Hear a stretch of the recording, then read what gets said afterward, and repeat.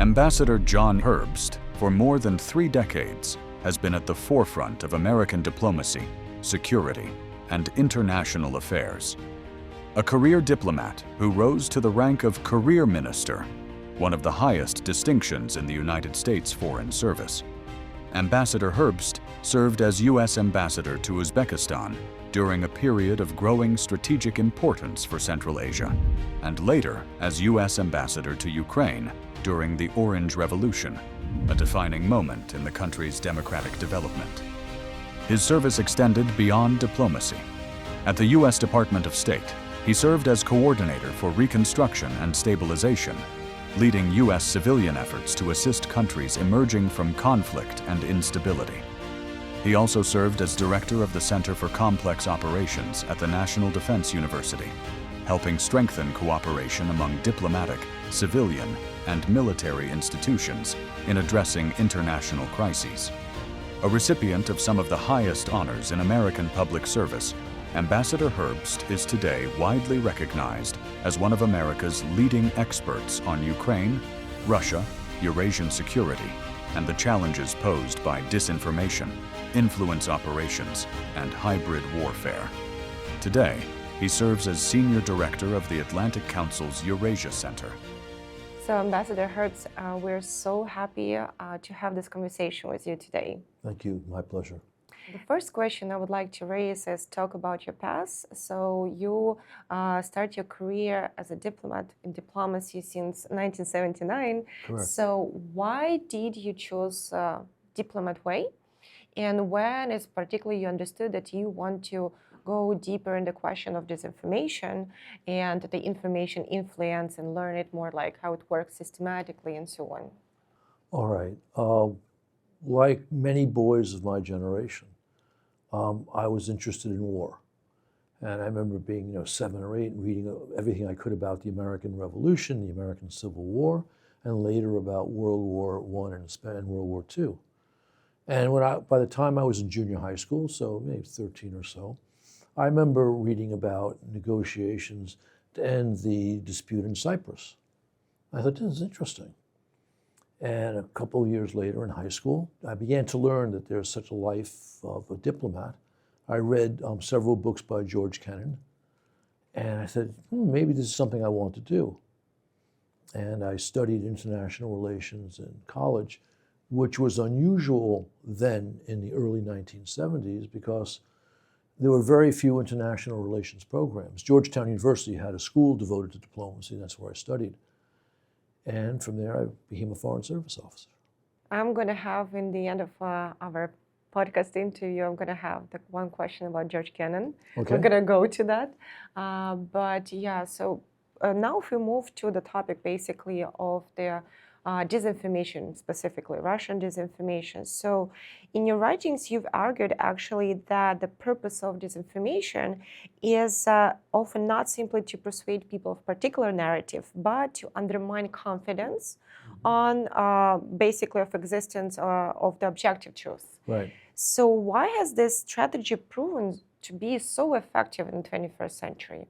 Well, it's one important reason is that certainly Western culture, American and European, is deeply skeptical.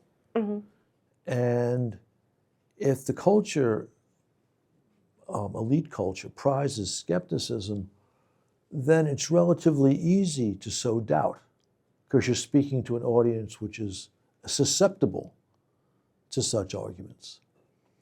And I think that's why we've seen, going back to the very first days of Moscow's war on Ukraine, so I'm talking about 2014, when you had the Russian shoot-down of the Malaysian airliner in the summer of 14, Russian disinformation was putting out all kinds of different narratives in order to divert attention from the true narrative, which this was a relatively sophisticated Russian missile, the Buk, which was used to shoot down that airliner. If we talk about the term itself, the propaganda term, right? So it became especially prominent in the 20th century, including during the World War II.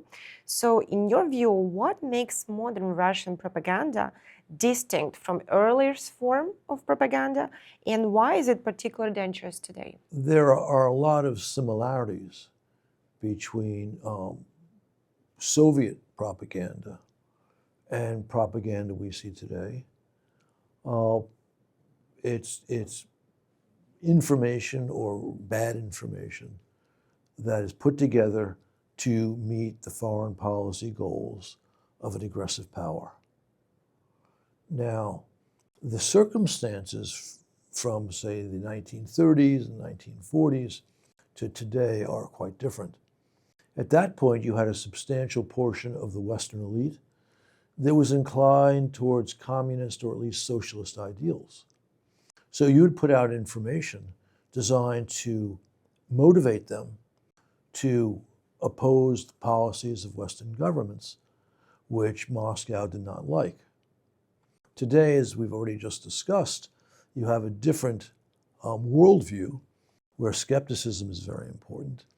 And so they have different techniques designed, again, with the same purpose of influencing elites to make it easier for Moscow to achieve its foreign policy gains, even those gains hurt American security or contradict Western values. You already basically, I think, answered the next question, but maybe you will have something to add, because it's very interesting. What is the real objective of the Russian disinformation? We understand it's the influence, like you said, on the foreign policies and achieving their goals.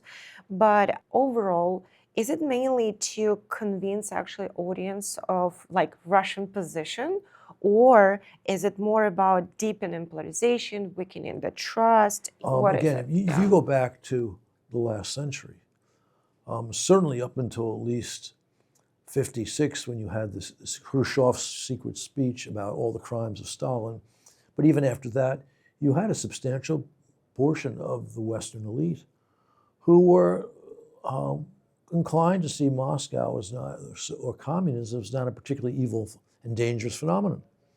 So you could build on that support to mobilize them, again, against Western governments' efforts to combat communism. You don't have a similar audience ready for this, for such Kremlin narratives today. And so they work in a climate of doubt. And then the idea is to make sure that the nasty truth is not recognized. Because if the nasty truth of what the Kremlin is up to was well understood, policy designed to thwart Kremlin objectives, to prevent Moscow from achieving its goals, would become much stronger. Mm-hmm. So times have changed, the tactics have changed, but the use of state resources, pushing of specific bits of real and false information, has always been there. You yourself basically made a significant contribution to countering Russian disinformation and propaganda and its influence to the United States and to Europe.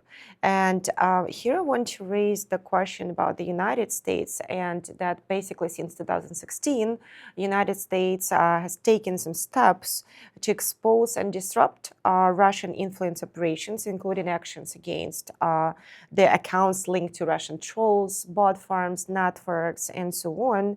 Yet, political and societal social divisions we see in polarization is growing right now, continues to grow within the United States, if we're talking in Europe as well. How vulnerable are the United States and Europe to Russian disinformation today? And what concrete measures should democratic societies take to basically be more resilient to it nowadays? I don't want to overstate the impact of Russian information campaigns.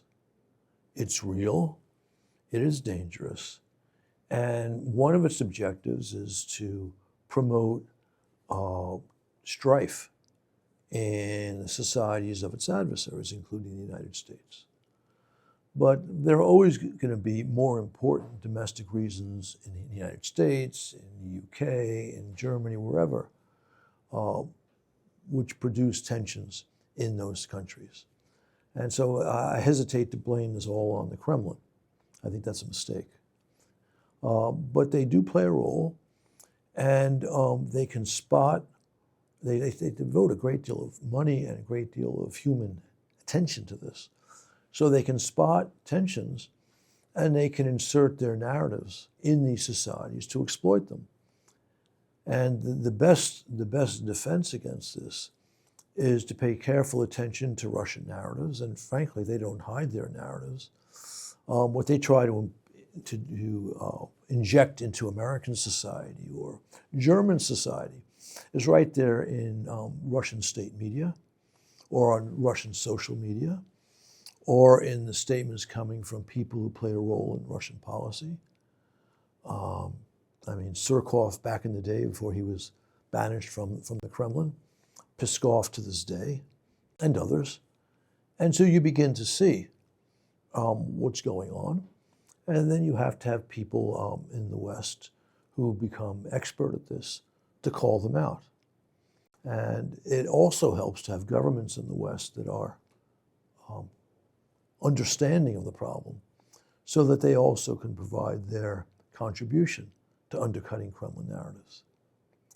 But here you have a problem that to talk about this frankly for a government, then you're alerting your own population to a problem which is emanating from a foreign power.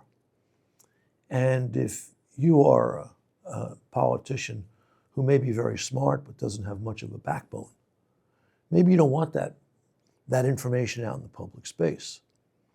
I mean, one of the problems in dealing with the Kremlin aggression in Ukraine is our leaders have been unwilling to state plainly to the American public how A, immoral, but also B, dangerous Russian activity is. Because then the natural question is, so what are you doing about it, sir? And if you're skittish about a confrontation with an aggressive nuclear power, then you don't want that. And the Biden administration's policy towards the Russian aggression in Ukraine was only adequate because they were afraid to call out the Kremlin in a very clear way, which would have required a stronger response. President Trump has had his own peculiar approach to Vladimir Putin, which also gets in the way of clarity. I mean, sometimes he talks about Russia as an adversary, for example, when he's talking about Greenland or Cuba. But when he's talking about the place where Russia's activity is most dangerous, like Ukraine or Europe, we don't hear Russia as an adversary. So that also does not contribute to a clear understanding of the danger, and of which information operations are only one part. Now we already moved to Ukraine's topic, and here I would like to discuss the interesting fact that you brought up. And this is basically one of the lessons that Russia's war against Ukraine was prepared not only in the battlefield, but in the information space as well. And that for years, Moscow presented the war in Donbass as a civil conflict rather than the Kremlin-directed operation. So here, the question is, how seriously does American society currently take the threat of foreign influence through the information warfare, and how significant you see the threat might be for the national security of the U.S.? It was truly amazing and frustrating. Almost in the entire period before the Russian big invasion of Ukraine, watching Western media, especially in 2014, 15, 16, talk about strife between pro-Russian groups in Ukraine and the government in Kyiv. As I pointed out then, and I point out today, the uprising in Donbass was planned, financed, armed, and even staffed from Russia. But one important reason why this was the point of reference for respected media in the United States and in Europe is because their governments refused to state it plainly. But the first president of the Donbass People's Republic was Mr. Baradai, a Polytechnologue from Moscow. And the first defense minister was, Colonel Girkin Strelkov, right? An FSB adventurer. So that gave the game away for anyone who had eyes to see. But I believe that the weak reporting coming from, again, prestige media was because of weak-kneed politicians. And as a former U.S. ambassador to Ukraine, right, what do you believe basically Ukraine's experience taught the entire world? What lessons from Ukraine's experience with Russian influence operations should the U.S. and Europe take very much seriously today? I don't know if the lessons from Ukraine are readily transferable. I say that because Russia was in the Ukrainian media space in a very effective way. Not certainly up till they seized Crimea, but even in the period of the less oppressive Russian war. I mean, before the big invasion. I mean, when I became ambassador in Kiev in 2003, I would say, Russian TV was more influential in Ukraine than Ukrainian TV. And Putin was easily the most popular politician in Ukraine. And even after the Orange Revolution, Putin remained the most popular politician in the east and south of Ukraine. He was never popular in the west, but he was the most popular politician in the center of the country, meaning in Kiev and along the whole Dnipro, whether it's from Odessa, Odessa's the south, but whether you're talking about, Zaporizhia, or you're talking about the Dnipro, and going up to Sumy, Putin was popular, not as popular as in the east and the south. But after the Orange Revolution, he was not so popular because people understood he was trying to manipulate the election of 2004. And again, Russian TV had substantial sway in the east and the south up until the big invasion, and that destroyed it. I remember I was reading what you back then suggested regarding the Russian media. I mean, within the Ukraine, and how much is it important so that the media in Ukraine will be independent and there will be no Russian media influence in Ukraine. Yeah. How has Russia's full-scale invasion of Ukraine changed basically the way the US and Europe think about deterrence, alliances, and long-term security? It was clear up until the big invasion that major Western powers were very weak on Russian aggression in Ukraine. And it's absolutely amazing that to this day, Angela Merkel has no regrets about her leadership on this issue. It does not speak well of the Chancellor. But, I mean, famously, Germany did a 180-degree turn, although it really wasn't a 180-degree turn after the big invasion. The Zeitenwende, Scholz's Zeitenwende was not a real Zeitenwende, but it was a step in the right direction. And Merz now is pursuing a truly sensible policy. For the first time we have real leadership in Germany. The Brits were always sound. The French were not. Macron was always trying to get to Moscow and negotiate before the big invasion. And he turned around solidly right after that. And we've seen that in much of Western Europe. But it took the big invasion, which is far long. They should have understood this once Crimea was seized. And the United States was better than most of Europe in that period, but still not wonderful. And I already talked about, Biden's unwillingness to state clearly and consistently the danger that Kremlin aggression posed to the United States. He would occasionally raise it, but only occasionally. And the policy never reflected the extent of the danger. And Trump, again, has just been sui generis. And if we also, coming back to the information warfare, and the disinformation, today, basic information space saturated with the disinformation, right? And many people honestly no longer know what is truth, what is false. And instead of reading some very serious analysis, and we talk about the general population, instead of reading the serious analysis, they turn to social media, where Russia basically knows very well how to operate, right? And that's operate basically very effectively there. So here I would like to ask about the concept of narrative laundering. So how do Russian narratives move from social media and fringe spaces into more respectable media outlets or policy even discussions nowadays? And what can serious journalists and institutions do to avoid unintentionally repeating or even legitimizing the disinformation today? Well, here too, this is a new circumstance. I mean, social media did not exist 50 years ago, but the basic mode of operation today is quite similar to the mode of operation when there was a Soviet Union. Then, as well, the Kremlin was trying to get their points of view into prestige media in the West, and they would start by running stories in small media, whether it was in India or someplace in Africa.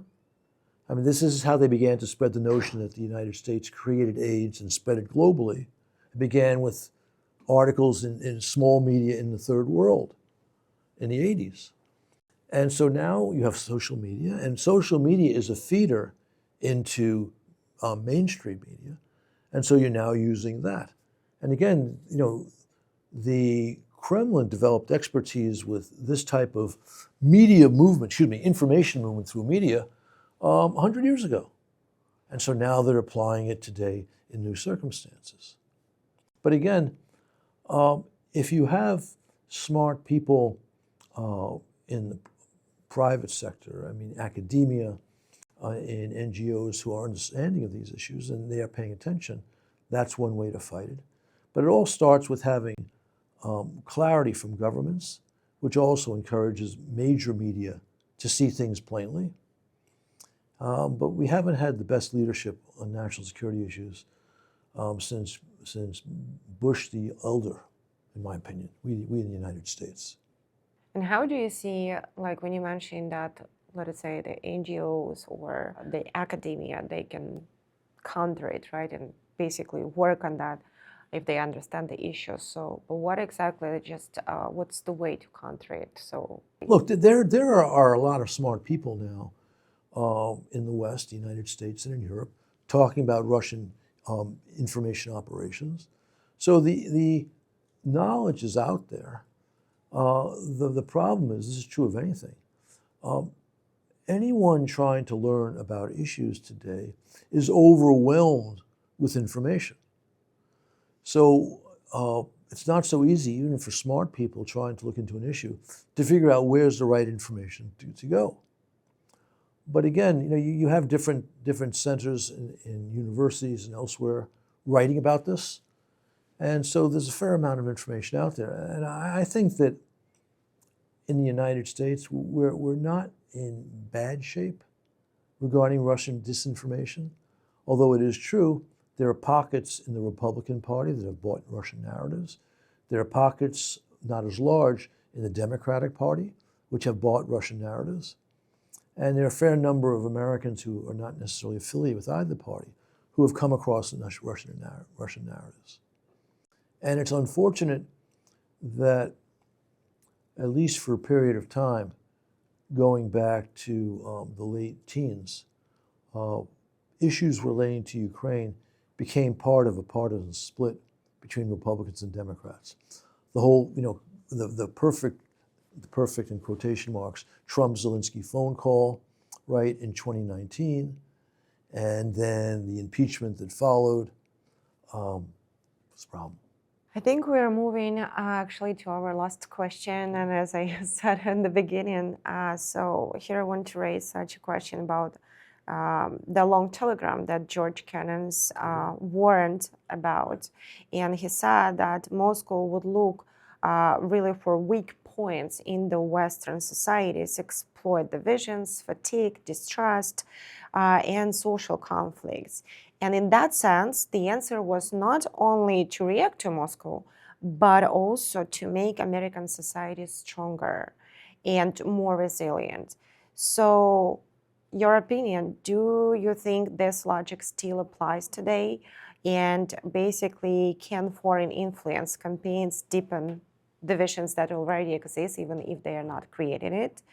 And can basically information warfare weaken a country without a single shot being fired? Well, of course, disinformation, a pointed media campaign can weaken a country without any reference to weapons. Kennan's general insight is still true. that you have a hostile power, which has only the worst instincts for the future of the United States, conducting information operations here. And it's important that we understand that and take appropriate measures. Again, that starts with sound government policy. And Kennan is one of the reasons why we had sound government policy in the late 1940s and afterwards. I don't think our policy today in respect to this danger is nearly as good as it was 75 plus years ago, or 60 years ago for that matter.